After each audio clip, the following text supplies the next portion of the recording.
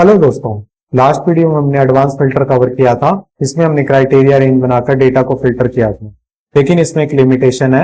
अगर हम criteria range या सोर्स डेटा के अंदर कुछ भी अपडेट करते हैं तो ऑटोमेटिकली हमारा फिल्टर डेटा अपडेट नहीं होता। जैसे एग्जाम्पल के लिए, अगर हम क्राइटेरिया रेंज के अंदर डिपार्टमेंट को अपडेट करते हैं, आईटी डिपार्टमेंट की जगह यहाँ पर एचआर डिपार्टमेंट लिखते हैं और एंटर प्रेस करते हैं, तो आप देखोगे हमारा फिल्टर आउटपुट अपडेट नहीं हुआ। यहाँ पर अभी भी हमको उन एम्प्लॉय की डिटेल शो हो रही है जो आईटी डिपार्टमेंट में काम करते हैं। तो इस प्रॉब्लम का सोल्यूशन फाइंड करने के लिए आज हम एक्सेल का नया डायनेमिक फंक्शन सीखेंगे, फिल्टर फंक्शन, जो एक्सेल के नए वर्जन में अवेलेबल है, जो इस प्रॉब्लम को सोल्व करेगा। तो उसके लिए हम नई वर्कबुक में जाएंगे, यहाँ पर हम सीखेंगे फिल्टर फंक्शन। जैसे आपको मैंने बताया, फिल्टर फंक्शन एक डायनेमिक फंक्शन है। जैसे हम डेटा के अंदर कुछ भी चेंज करेंगे, ऑटोमेटिकली हमारा फिल्टर आउटपुट भी अपडेट हो जाएगा। तो इस फॉर्मूला को सीखने से पहले हम इसके सिंटेक्स को समझ लेते हैं। इसके अंदर हमको 3 आर्ग्यूमेंट देने होते हैं। सबसे पहला आर्ग्यूमेंट एरे, एरे का मतलब सोर्स डेटा। इंक्लूड के अंदर हमको कंडीशन लिखनी होती है। और थर्ड आर्ग्यूमेंट ऑप्शनल होता है। इसका मतलब होता है, जैसे एग्जांपल के लिए, अगर हम इस डिपार्टमेंट को इस डेटा के अंदर सर्च कर रहे हैं और ये डिपार्टमेंट इस डेटा के अंदर नहीं है और हम आउटपुट में एक मैसेज प्रिंट करवाना चाहते हैं, डेटा नोट फाउंड, तो हम थर्ड आर्ग्यूमेंट का यूज कर सकते हैं। तो हम फर्स्ट क्वेश्चन को समझते हैं। इसको हम प्रैक्टिकल एग्जांपल के साथ सीखेंगे। जैसे हमारा फर्स्ट क्वेश्चन है, हमको उन एम्प्लॉय की डिटेल शो करनी है जो आईटी डिपार्टमेंट में काम करते हैं। हम सेल में फॉर्मूला लिखते हैं और इसको सोल्व करते हैं। इक्वल टू फिल्टर, इसके बाद टैब की प्रेस करेंगे। एरे के अंदर हम पूरे डेटा को सिलेक्ट कर लेंगे। डेटा को सिलेक्ट करने के लिए हम कीबोर्ड शॉर्टकट का यूज करेंगे। कीबोर्ड से प्रेस करेंगे कंट्रोल शिफ्ट प्लस एरो की एंड डाउन की। हमारा पूरा डेटा सिलेक्ट हो जाएगा। डेटा को सिलेक्ट करने के बाद हम कोमा लगाएंगे। कोमा लगाने के बाद हम उस रेंज को सिलेक्ट करेंगे जिसपे बेस हमारी कंडीशन है। तो हम डिपार्टमेंट वाली रेंज को सिलेक्ट कर लेंगे। डिपार्टमेंट वाली रेंज को सिलेक्ट करने के बाद हम इक्वल टू का साइन लगाएंगे और डिपार्टमेंट को सिलेक्ट कर लेंगे। उसके बाद कोमा लगाएंगे। थर्ड आर्ग्यूमेंट के अंदर हम लिखेंगे इन्वर्टेड कोमा के अंदर नोट फाउंड। अगर ये डिपार्टमेंट इस डेटा के अंदर नहीं है तो हमको आउटपुट में मैसेज चाहिए not found. Inverted coma close करेंगे और ब्रैकेट क्लोज करेंगे। अब जैसे ही हम एंटर प्रेस करेंगे, हमको फिल्टर डेटा मिल जाएगा। यहाँ आप देख सकते हो, हमको उन एम्प्लॉय की डिटेल मिल गई जो आईटी डिपार्टमेंट में काम करते हैं। अब जैसे ही हम डिपार्टमेंट चेंज करेंगे, हमारा फिल्टर डेटा ऑटोमेटिकली अपडेट हो जाएगा। जैसे यहाँ पर हम लिख रहे हैं एचआर, तो आप देख सकते हो हमारा फिल्टर डेटा भी अपडेट हो गया। यहाँ पर अब हमको उन एम्प्लॉय की डिटेल शो हो रही है जो एचआर डिपार्टमेंट में काम करते हैं। अगर हम यहाँ पर ब्लैंक वैल्यू देंगे, कुछ भी डिपार्टमेंट में नहीं देंगे, तो हमको आउटपुट में मैसेज शो होगा नोट फाउंड। उसके बाद हमारा नेक्स्ट एग्जांपल देखते हैं। इसके अंदर हम ये सीखेंगे, अगर हमारे क्वेश्चन के अंदर एंड कंडीशन का यूज हुआ है तो फॉर्मूला कैसे लिखें। जब भी एंड कंडीशन का यूज होगा क्वेश्चन के अंदर, तो हम फॉर्मूला के अंदर एस्टेरिस्क सिंबल का यूज करेंगे। तो हम इसको सीखते हैं। क्वेश्चन हमारा वही सेम है। हमको उन एम्प्लॉय की डिटेल शो करनी है जिनकी सैलरी ग्रेटर देन 40,000 है and department equal to IT है। तो हम इसको सोल्व करते हैं।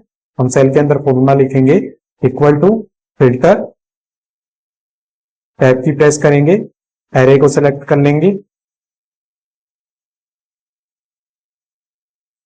एरे को सिलेक्ट करने के बाद कोमा लगाएंगे। कोमा लगा के ब्रैकेट स्टार्ट करेंगे और फर्स्ट कंडीशन को लिखेंगे। सबसे पहले हम सैलरी वाली कंडीशन को लिखेंगे। सैलरी वाली रेंज को सिलेक्ट कर लेंगे। सैलरी वाली रेंज को सिलेक्ट करने के बाद ग्रेटर देन का सिंबल लगाएंगे और वैल्यू को सिलेक्ट कर लेंगे। फिर ब्रैकेट क्लोज करेंगे और उसके बाद अब हम एस्टेरिस्क सिंबल का यूज करेंगे सेकंड कंडीशन को लिखने के लिए।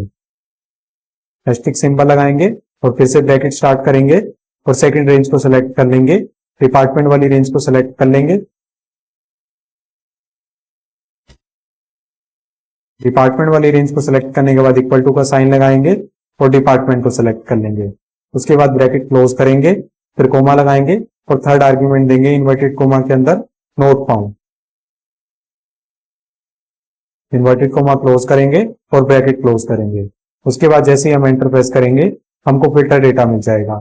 यहाँ आप देख सकते हो, हमको उन एम्प्लॉय की डिटेल मिल गई जिनका डिपार्टमेंट आईटी है और उनकी सैलरी ग्रेटर देन 40,000 है।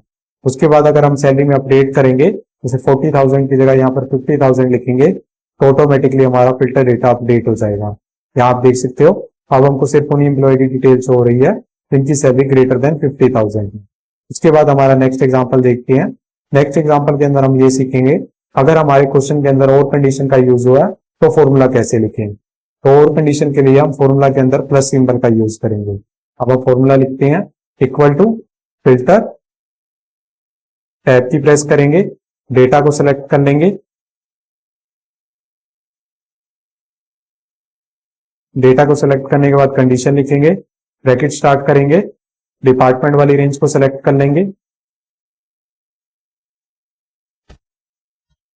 इक्वल टू का साइन लगाएंगे और डिपार्टमेंट वाली वैल्यू को सिलेक्ट कर लेंगे। फर्स्ट डिपार्टमेंट को हमने सिलेक्ट कर लिया, उसके बाद ब्रैकेट क्लोज करेंगे, अब प्लस सिंबल लगाएंगे और सेकंड ब्रैकेट स्टार्ट करेंगे। फिर से हम डिपार्टमेंट वाली रेंज को सिलेक्ट कर लेंगे, इक्वल टू का साइन लगाएंगे और सेकंड डिपार्टमेंट की वैल्यू को सिलेक्ट कर लेंगे।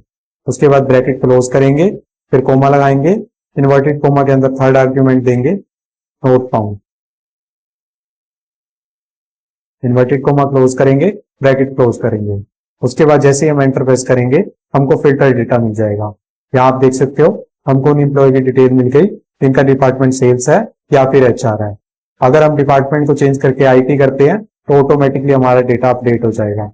यहाँ पर हम सेल्स की जगह आईटी कर रहे हैं, उसके बाद एंटर प्रेस करते हैं तो यहाँ आप देख सकते हो हमारा डेटा ऑटोमेटिकली अपडेट हो गया। अब हमको सिर्फ उन एम्प्लॉय की डिटेल शो हो रही है, इनका डिपार्टमेंट आईटी है या फिर एचआर है। उसके बाद हम बात करते हैं अगर हम सोर्स डेटा के अंदर कुछ भी अपडेट करेंगे तो ऑटोमेटिकली हमारा फिल्टर डेटा भी अपडेट हो जाएगा। जैसे एग्जांपल के लिए हम इस एम्प्लॉय का यहाँ से नेम कट करते हैं सोर्स डेटा के अंदर, यहाँ पर लिख देते हैं ABCD, उसके बाद एंटर प्रेस करते हैं तो यहाँ आप देख सकते हो हमारा फिल्टर डेटा भी अपडेट हो गया, एम्प्लॉय का नेम यहाँ पर भी अपडेट हो गया।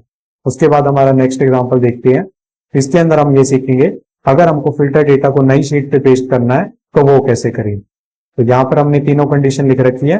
अब हम नई शीट में जाएंगे और यहाँ पर फॉर्मूला लिखेंगे। तो हम फॉर्मूला लिखते हैं इक्वल टू फिल्टर, टैब की प्रेस करेंगे, एरे को सिलेक्ट करने के लिए हम प्रीवियस शीट में जाएंगे, पूरे डेटा को सिलेक्ट कर लेंगे। यहाँ आप ऊपर देख सकते हो हमारा पूरा डेटा सिलेक्ट हो गया। डेटा को सिलेक्ट करने के बाद हम कोमा लगाएंगे, उसके बाद हमारी फर्स्ट कंडीशन को देंगे, ब्रैकेट स्टार्ट करेंगे और डिपार्टमेंट वाली रेंज को सिलेक्ट कर लेंगे। डिपार्टमेंट वाली रेंज को सिलेक्ट करने के बाद इक्वल टू का साइन लगाएंगे और डिपार्टमेंट वाली वैल्यू को सिलेक्ट कर लेंगे और ब्रैकेट क्लोज करेंगे। उसके बाद एस्टेरिस्क सिंबल लगाएंगे क्योंकि यहाँ पर एंड कंडीशन का यूज हुआ है। एस्टेरिस्क सिंबल लगाने के बाद सेकंड ब्रैकेट स्टार्ट करेंगे और सेकंड कंडीशन लिखेंगे। सेकंड कंडीशन है हमको उन एम्प्लॉय की डिटेल शो करनी है जिन्होंने कंपनी इस डेट के बाद ज्वाइन की है, तो हम ग्रेटर देन का सिंबल यूज करेंगे और डेट ऑफ ज्वाइनिंग वाली रेंज को सिलेक्ट करेंगे। तो यहाँ पर हम डेट ऑफ ज्वाइनिंग वाली रेंज को सिलेक्ट कर रहे हैं, पूरी रेंज को सिलेक्ट कर लेंगे। उसके बाद ग्रेटर देन का सिंबल लगाएंगे और डेट को सिलेक्ट कर लेंगे। डेट को सिलेक्ट करने के बाद हम ब्रैकेट क्लोज करेंगे और एस्टेरिस्क सिंबल लगाएंगे और थर्ड कंडीशन को लिखेंगे। थर्ड कंडीशन हमारी ये है सैलरी ग्रेटर देन 35,000 होनी चाहिए। तो हम सैलरी वाली रेंज को सिलेक्ट करेंगे, ब्रैकेट स्टार्ट करेंगे और सैलरी वाली पूरी रेंज को सिलेक्ट कर लेंगे। सैलरी वाली रेंज को सिलेक्ट करने के बाद ग्रेटर देन का सिंबल लगाएंगे और वैल्यू को सिलेक्ट कर लेंगे, फिर ब्रैकेट क्लोज करेंगे, फिर कोमा लगाएंगे और थर्ड आर्ग्यूमेंट देंगे इन्वर्टेड कोमा के अंदर not found, inverted coma close करेंगे और ब्रैकेट क्लोज करेंगे। उसके बाद जैसे ही हम एंटर प्रेस करेंगे हमको फिल्टर डेटा मिल जाएगा। यहाँ आप देख सकते हो हमको तीनों कंडीशन के बेस पर आउटपुट मिल गया। उसके बाद हम फाइनल रिकैप देखते हैं। आज के वीडियो में हमने सबसे पहले सीखा फिल्टर फंक्शन के बेसिक को। उसके बाद हमने सीखा अगर हमको मल्टीपल कंडीशन के बेसिस पर डेटा को फिल्टर करना है तो वो कैसे करें। और हमने ये भी सीखा जब हम फिल्टर फंक्शन का यूज करते हैं तो हमारा जो आउटपुट होता है वो डायनेमिक होता है। जैसे ही हमारे डेटा के अंदर कुछ भी अपडेट होता है ऑटोमेटिकली हमारा आउटपुट भी अपडेट हो जाता है। इसको हमने प्रैक्टिकल एग्जांपल के साथ सीखा। अगर ये वीडियो आपको पसंद आया तो लाइक करें, चैनल को सब्सक्राइब करें। मिलते हैं अगले वीडियो में, तब तक के लिए happy learning and thank you.